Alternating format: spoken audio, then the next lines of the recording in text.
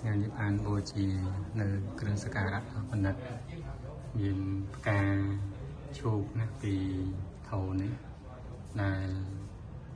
សម្រាប់ដោយកម្មួនហើយមានក្លិនក្អូបល្អពណ៌ល្អព្រមទាំងក្លឹមឈើក្អូប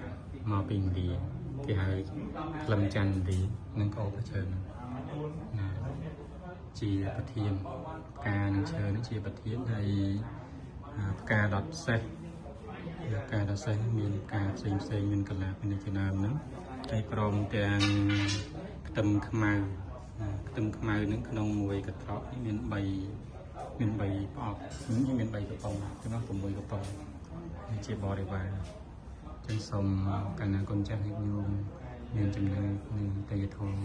ទាំងអស់នេះបូជាចំពោះព្រះសម្មាសម្ពុទ្ធទាំងអស់គ្នាសូមអនុមោទនាសាធុ